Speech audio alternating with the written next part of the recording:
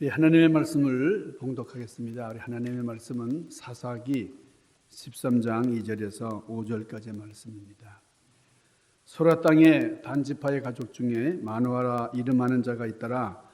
그의 아내가 임신하지 못함으로 출산하지 못하더니 여호와의 사자가 그 여인에게 나타나서 그에게 이르시되 보라, 네가 본래 임신하지 못함으로 출산하지 못하였으나 이제 임신하여 아들을 낳으리니 그러므로 너는 삼가 포도주와 독주를 마시지 말며 어떤 부정한 것도 먹지 말지니라. 보라, 네가 임신하여 아들을 낳으리니 그의 머리 위에 삭도를 두지 말라.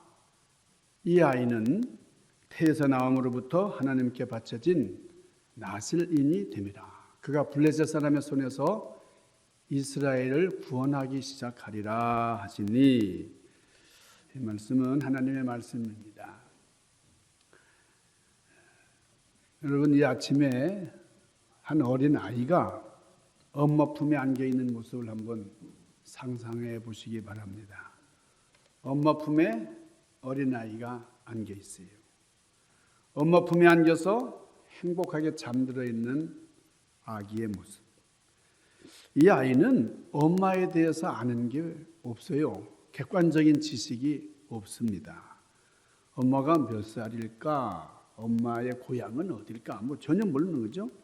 엄마의 재산이 얼마 되는지도 모르고 어떤 집에 지금 살고 있는지조차 모릅니다. 고향도 몰라요. 성도 몰라. 다만 자신을 이렇게 참 아름답게 정말 정성껏 길러주고 있는, 정성껏 대해주고 있는 그 사랑의 관계만 지금 온몸으로 느끼고 있을 뿐입니다. 그래서 엄마의 품에 의지하고 거기서 행복을 느낍니다. 우리가 이 하나님을 믿는다고 하는 것이 무엇이냐? 하나님을 믿는다고 하는 것이 바로 이 아기와 같은 이 엄마와 아기의 관계가 우리와 하나님과의 관계와 같다라는 거예요. 그러니까 이 어린아이가 엄마의 품에서 특별한 관계를 형성하는 것처럼 우리는 하나님과의 관계, 특별한 하나님과의 관계 형성이 필요할 뿐입니다. 그러니까 하나님에 대한 지식이 나는 별로 없어. 하나님에 대해서 잘 몰라. 그러니까 하나님에 대해서 아는 것 중요하지만은 그러나 그것이 절대적인 게 아니에요.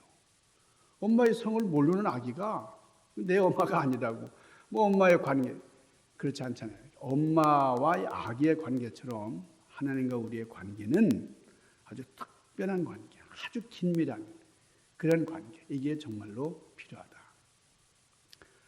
그래서 인도의 성자라고 불리우는 썬더싱이라는 분이 이런 말을 했어요. 어머니 품 안이 나의 신학교였다.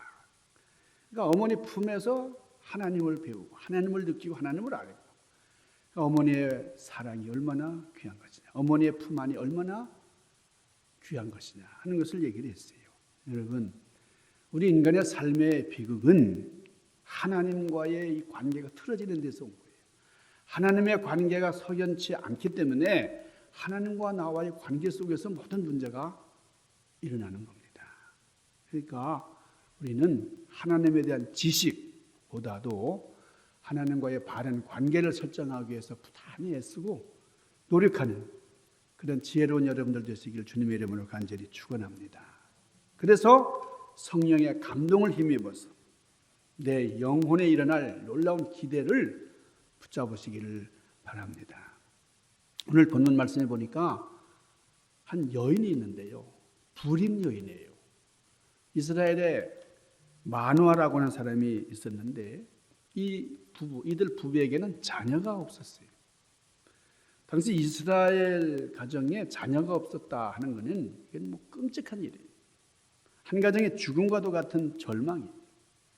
그런데 이 가정에 기적이 일어났다는 겁니다. 아들을 낳았어요. 이 마누아의 아들이 우리가 주일학교에서부터 늘 이제 들어왔던 삼손이에요. 삼손. 이스라엘의 12번째 사사 삼손입니다. 이 삼손이라는 이름은 태양이라는 뜻인데 이 태양이라는 뜻의 삼손. 그러니까 삼손은 아주 힘이 장대하죠. 키가 크고 말이죠. 힘이 센 사람, 그리고 머리가 치렁치렁한 사람이죠. 그래서 우리가 힘이 센 운동선수를 이렇게 얘기할 때에 아주 삼손이라고 별명을 붙입니다. 제 친구 중에도 삼손이라고 하는 녀석이 별명을 붙인 친구가 있었는데 얼마나 큰지 몰라요. 그냥 가슴으로 탁 들이봤는데 도저히 당연히 재주가 없는. 그리고 튼튼한 가방이라고, 여러분 샘선나이트라고 하는 가방이 있죠. 불티나게 이제 팔리는 그런 가방이죠. 이게 다 삼손이라고 하는 이름에서 따온 그런 이제 상호, 그런 이름이죠. 자, 맨손으로 사자를 죽이고 나귀의 턱뼈 하나 가지고서 1000명을 이제 죽이고 말이죠. 그리고 성문을 띄어가지고 그걸 이고서 산꼭대기 가지고 그냥 단발에 올라가는 이 삼손. 여러분 아마 삼손과 들릴라라고 하는 그런 영화도 보셨을 것이고 만화도 아마 보시고 참 익숙해진 인물이죠. 오늘 말씀은 이 삼손의 이야기가 시작되는 그런 장면이에요. 이 어머니 아이를 낳지 못했다. 오늘 2절 말씀을 보세요. 소라 땅에 단 지파의 가족 중에 마누아라 이름하는 자가 있더라. 그 아내가 잉태하지 못함으로 생산치 못하더니. 이 가정에는 아이가 없어요. 그러니까 여러분 아이가 없는 가정은 참 쓸쓸하잖아요. 아주 적막하잖아요. 여성으로는 상상도 못할 그런 고통을 당하는 겁니다. 뭐 요즘 세대는 뭐 아이 안 난다고 해서 뭐 그게 문제가 안 되더라고요. 옛날에는 여러분 조선 세대는 칠거지약입니다. 결혼해가지고 아이를 못 낳으면요 이건 완전히 죄인이에요. 끔찍한 그런 저주를 받는 그런 시대가 있었어요. 자, 그럴 때에 오늘 본문 말씀 3절 말씀을 보니까 하나님의 사자가 이 여인에게 나타났어요. 뭐라고 합니까? 네가 본래 임신하지 못함으로 출산하지 못하였으나 이제 네가 임신하리라. 아들을 낳으리라. 이렇게 얘기했어요. 당시는 남성 위주의 가부장적인 그런 문화고 그런 사회였는데 근데 여호와의 사자가 남편에게 나타나야 되는 거예요, 원래 이게. 그런데 이 아내, 이름도 밝혀지지 않는 그런 이름 없는 아내, 여자에게 나타났어. 보라, 네가 임신하지 못해서 출산하지 못하였지만은 이제 임신할 것이고 아들을 낳으리라. 이게 천사의 음성만이 아니라 지금 여기서 벌써 무슨 음성이 들리네요. 네. 성경을 보면은 여러분 한 세대의 패러다임을 바꿀 때에 이 수태고지가 있었다는 걸 알 수 있어요. 수태고지라는 것은 천사가 정보를 소식을 알려주는 것이죠. 이 수태고지가 오늘 본문에 나오는 이 삼손 스토리 말고도 여러분 아브라함의 아내 사라에게 하나님의 사자가 나타나서 아들을 낳을 것이다. 그런 고지를 해줍니다. 사무엘의 어머니 한나에게도 주어졌고요. 세례요한의 어머니 엘리사벳에게도 수태고지가 있었어요. 예수님이 태어났을 때도 어머니 마리아에게 천사 가브리엘이 나타나서 이제 아기를 낳을 것이다. 그는 메시아다. 수태고지 역사가 있었어요. 그러니까 이 수태고지의 공통점은 한 세대가 바뀌는 겁니다. 삼손은 사사기를 끝장내는 거예요. 물론 이 삼손이 아름답게 결론을 내지 못해서 사무엘이 끝냈습니다만은 자, 세례 요한은 구약을 그치고 신약을 시작하는 그런 새로운 패러다임이 열리는 거예요. 뭐 예수님은 뭐 얘기할 필요도 없죠. 뭐 서기와 서전, 그러니까 기원전과 기원 후, BC와 AD를 가르는 그런 분수령이 됐죠. 우리 예수님이 태어나심으로 말미암아 역사가 달라지잖아요. 그러니까 이런 수태고지가 나올 정도면은 여러분이 삼손은 정말 위대한 탄생이에요. 그러니까 이 삼손이 이 세상에 태어나면서 하나님의 정한 뜻이 있었다 하는 거예요. 자, 하나님께서 위대한 하나님의 종을 세우기 전에 그 어머니를 지명하셨다. 어머니를 이미 지명하여 세우신다는 거예요.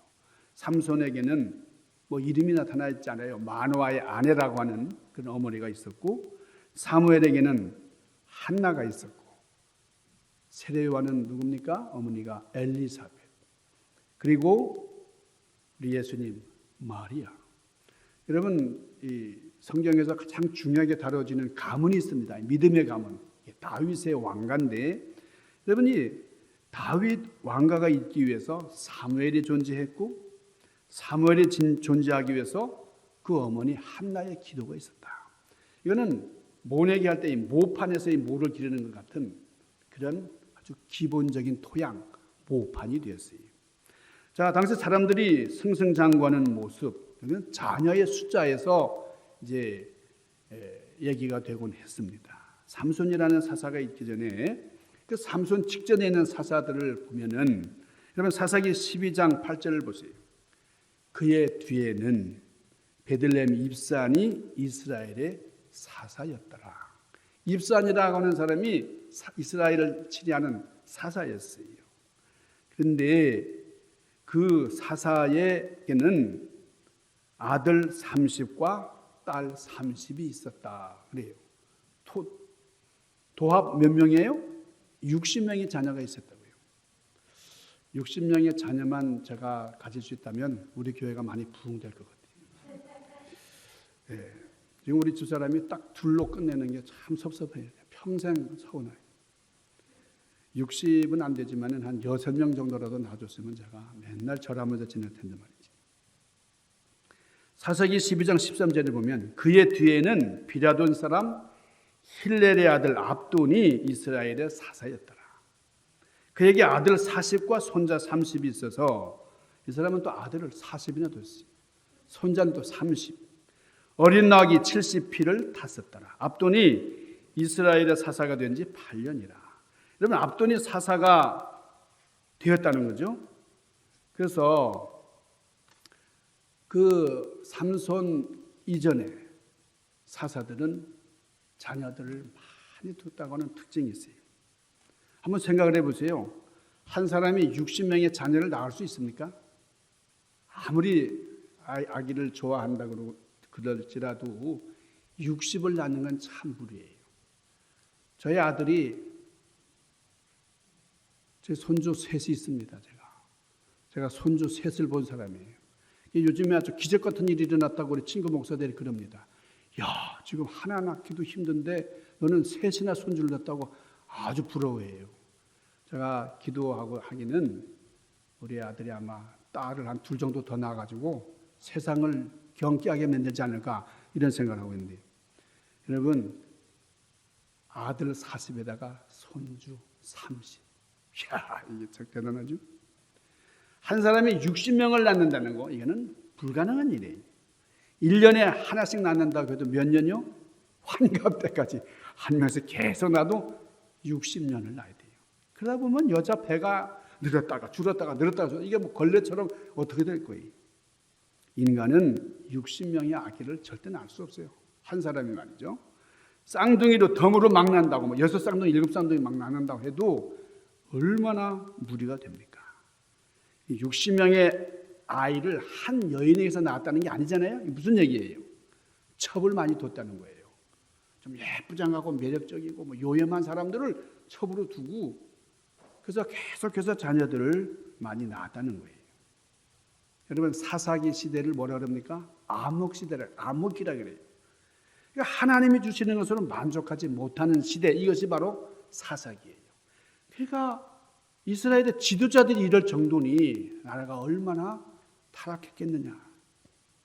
하나님이 주신 한 남자와 한 여자로 가정을 이루고, 그리고 아름다운 가정, 믿음의 가정을 이제 만들어야 되는데, 하나님 주시는 사람 가지고는 만족을 못하겠습니다.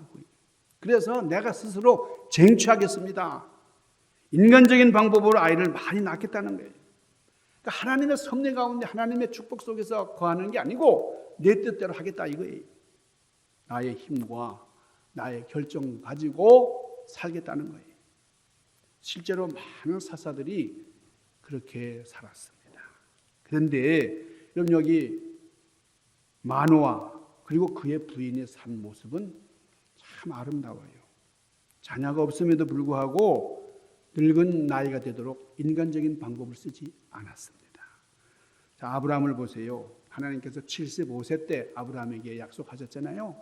너는 정녕 아들을 낳으리라. 내가 아들을 너에게 주리라 그랬어요. 그랬는데 아브라함의 믿음이 흔들리잖아요. 그래서 하갈이라고 하는 첩을 취해가지고 낳은 아들이 이스마엘이잖아요. 인간적인 그런 생각으로 흔들렸던 아브라함도 이렇게 흔들렸던데 말이죠. 그런데 이런 상황, 이런 점에서 본다고 하면 이 마누아라는 사람의 믿음은 아브라함의 믿음을 능가하는 믿음이다. 우리 이렇게 얘기할 수 있어요. 아무리 절박한 상황에 놓인다 할지라도 내 믿음 변치 않아요. 인간적인 방법을 선택하지 않아요. 다 하나님의 뜻이 있겠지. 뭐 여긴 뭔가 하나님의 뜻이 있겠지. 기다릴 수 있는 거죠. 하나님이 주시지 않으면 괜찮아. 나는 그래도 만족해. 이런 여유를 가지고 있어. 이런 마음을 가지고 있어요. 이것이 믿음이죠. 자, 오늘 6절 말씀이에요. 이에 그 여인이 가서 그의 남편에게 말하여 이르되 하나님의 사람이 내게 오셨는데 그의 모습이 하나님의 사자의 용모 같아서 심히 두려움으로 어디서부터 왔는지를 내가 묻지 못하였고 그도 자기 이름을 내게 이르지 아니하였으며 이 여호와의 사자가 이 마누아의 아내가 임신하였을 때에 포도주를 마시면 안 된다.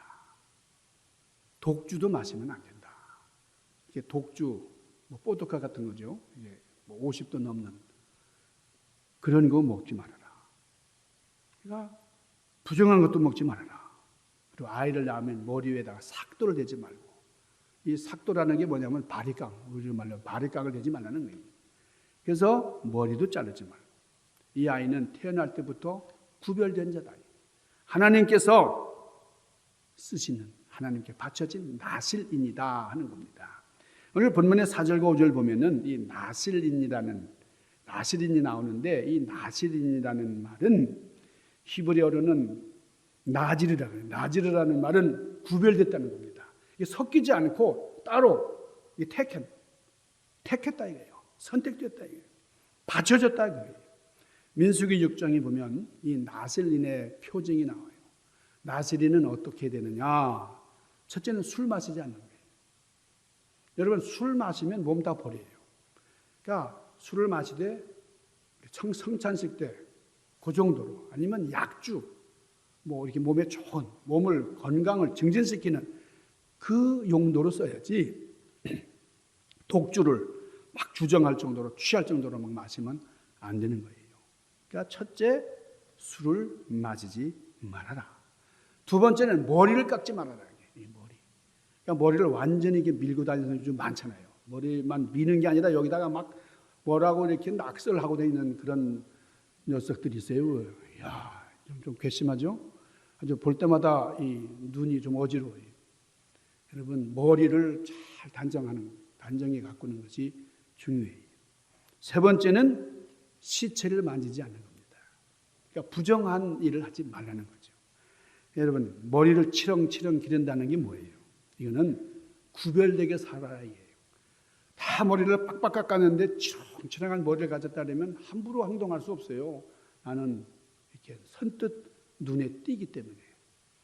이 무슨 얘기입니까? 우리 믿는 사람들, 하나님의 백성들은 그리스도의 향기를 뿜어라. 그리스도의 향기를 가지고 살아가라. 그러니까 우리 세상을 살아갈 때 외적인 표식이 있어야 된다. 나타나는 그런 표지가 있어야 된다는 거예요. 두 번째, 시체를 만지지 마라. 정결함을 상징하는 거예요. 그러니까 더러운 것을 가까이 하지 말아요. 우리는 이 땅을 살아갈 때 정결한 믿음을 가지고 살아가야 됩니다. 여기 섞이고 저렇게 막 오염되고 말이죠. 세상 사람들이 하는 거 다 하고 그러지 않아요. 그리고 술 마시지 않는다는 것은 우리는 성령의 사람이기 때문에 성령에 취해야지 이 세상 술에 취해서는 안 된다는 거죠. 그러니까 하나님 외에 다른 힘을 의지하고 살아서는 안 된다는 겁니다. 술을 마시지 않는다. 다른 힘에 지배되지 않고 하나님의 능력 가운데 서 있다 하는 그런 의미가 되는 거죠. 자, 이 나세린에는 삼손 같은 사람, 사무엘 같이 평생 하나님만 이제 의지하고 하나님 뜻을 살아가는 평생 나시린이 있고 또 임시 나시린이 또 있었어요. 그런데 이 사무엘은 자 어머니 한나가 성전에 나와서 간절히 기도하잖아요. 내가 임신하지 못해서 너무나 서러운 게 많고 구박받고 말이죠. 그냥 너무 한이 됐어요. 하나님 아들을 허락하여 주옵소서. 아이를 주시옵소서. 간절히 기도해요. 근데 삼손은 하나님께서 친히 너는 나시린이 될 것이다. 그러니까 사무엘의 어머니 한나는 한나 본인이 기도해서 원했던 거잖아요. 그래서 내가 자원해서 내가 아들을 낳으면 하나님께 구별해서 바치겠습니다. 그랬는데 이 마누아의 아내는 삼손의 어머니는 하나님께서 아예 그냥 이 아이는 나시린이다. 그렇게 구별된 자라고 선정을 해 주신 겁니다. 마누아 부부는 예언의 말씀을 들었고 그 말씀을 잘 실천했어요. 그래서 그 약속의 말씀대로 이 삼손이 블레셋을 대적함으로 이스라엘을 구원하는 그런 놀라운 역사를 이루게 되었습니다. 여러분 혹시라도 나는 정말 좌절하고 나는 너무나 실망했어. 이 세상을 살아갈 때 나는 실패자야. 실패하는 자리에 있다고 생각하는 분이 있으세요? 그 자리가 참 위험합니다. 인간적인 방법을 선택할 그런 기회가 놓였기 때문에 그래요. 그래서 우리가 그럴 때 내가 실패했다고 하는 그 좌절 감정을 느낄 때 그때 조심해야 된다고요. 믿음이 뭐예요? 믿음이라는 것은 실패의 자리에서 하나님이 주실 때까지 기다리겠다는 거예요. 끝까지 기다릴 수 있는 이것이 믿음입니다. 왜 요셉의 믿음이 빛이 나는 거예요? 요셉은 17살 때 형들에게 배반당하고 팔림을 당했잖아요. 그래서 30살 때까지 고난을 당했어요. 근데 요셉이 한 번도 불평하지 않고 노예로 벌려가고 감옥에 갇히고 정말 너무너무 고통을 당했어요.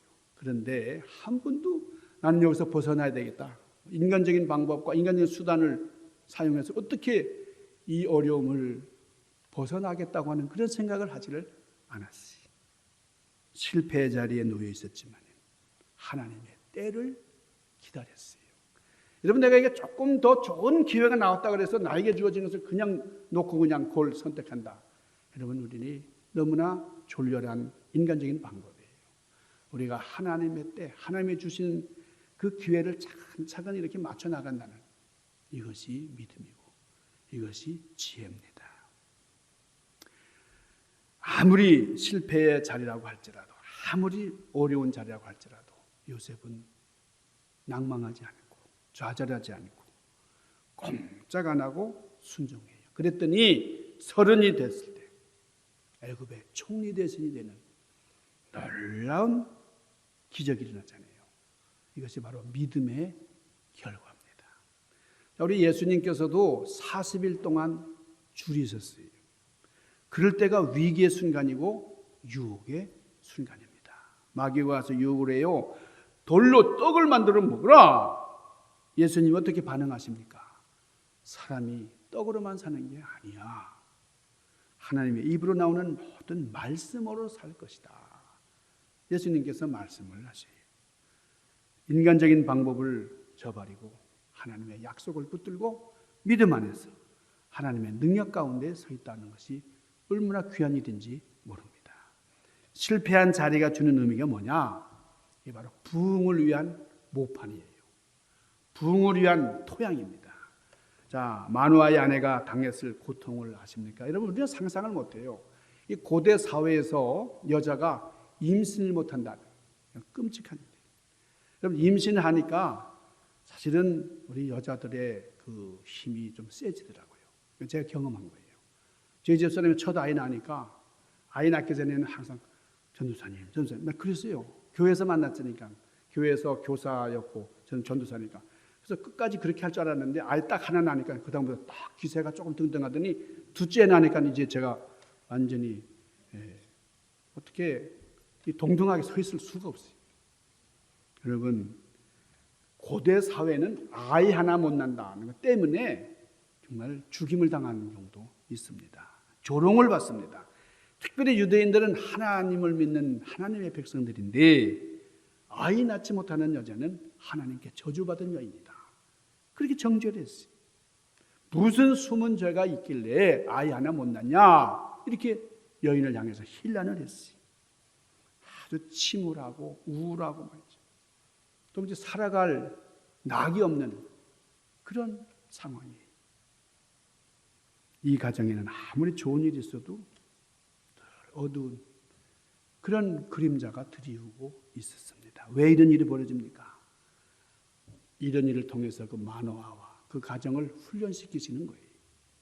그래서 하나님께서 삼손이라고 하는 위대한 사사를 세우시기 위해서 마노아의 가정에 큰 복을 허락하시고 그리고 이런 해독작용을 할 수 있는 가시를 주신 겁니다. 우리가 일상적으로 오늘 어려움을 당하지만 이 어려움을 잘 극복해 나가면 그래서 기도하게 만들고 깨끗하게 만들어 주셨어요. 여러분 사사시대가 얼마나 험난한 시대였어요. 이런 시대에 이렇게 깨끗한 가정을 이룰 수 있었다는 것 너무나 귀하고 아름다운 일입니다. 자기 멋대로 자기 소견대로 하는 그런 시대였는데 말이죠. 자, 지금 이게 우리가 살고 있는 시대와 같잖아요. 제가 며칠 전에 홈디포에 뭐 물건을 사러 갔더니 예쁘장한 여자가 이렇게 핸드백을 들고 가는데 그 물건 사러 다니는 여자가 좀 아주 정정하라고 딱 하는데 히프가 너무 튀어나와서 가만히 보니까 이게 남자예요, 남자. 이 수염이 이렇게 수염 자국이 있고 보니까 야 요즘 그런 시대예요. 이 한국 같으면 명동 같은 데서 이렇게 좀 이렇게 폼 재면서 걷겠지만은 여기는 명동이 없으니까 홈디포가 명동처럼 이렇게 해서 걷는데 보니까 남자야, 남자. 요즘 이런 시대입니다. 오늘 시대가. 지금 우리가 연회가 열리는데 연회에서도 이 동성애 문제를 다루고 너무나 시끌시끌해요. 목사 가운데서도 동성애자가 있고 말이죠. 여러분 이런 시대를 우리가 살고 있어요. 여러분 그러나 이런 가운데도 이렇게 마노아의 가정처럼 정말 순결한 그런 부부가 있었고 아름다운 믿음을 가진 그런 성도들이 있었습니다. 우리의 삶 가운데 얼마나 많은 고통스러운 일들이 일어납니까? 실패라고 하는 자리는 인간적인 방법을 취하라고는 그런 유혹을 이기는 그런 신앙을 증명하는 자리예요. 우리가 좌절될 때, 어려울 때, 내가 육신이 너무 약해가지고 내가 병마에 쓰러지고 말이죠. 그럴 때 용감하게 극복을 하면 고통이 있었지만은 기도하게 만들고 여러분이 한나라고 하는 여인은 너무너무 그 첩으로 들어온 여인이 말이죠. 막 우습게 알고 막 조롱을 하고 그러니까 견딜 수가 없었어요. 그렇지만은 그것이 바로 기도하게 만들었어요. 그 기도가 바로 사무엘을 출생하게 했어요. 여러분 우리가 실패한 자리에서 기도하고 어려운 상황에서 믿음을 가지고 잘 극복해내므로 하나님의 영광을 이루신 여러분들 되시길 주님의 이름으로 간절히 축원합니다. 기도하십시다. 그러고선 아버지 혼탁한 세상 가운데서도 우리가 믿음의 정조를 지키고 하나님의 영광을 송축하는 자리에 서 있다는 것이 얼마나 귀한 일인지 아버지 우리 사랑하는 믿음의 성도들 특별히 중앙재단의 성도들을 주님 복을 더하여 주시고 정결한 믿음 가지고 오늘의 어려움을 극복하며 승리하는 귀한 종들이 되도록 섭리하여 주시옵소서. 예수님 귀하신 이름으로 간절히 구하옵나이다. 아멘.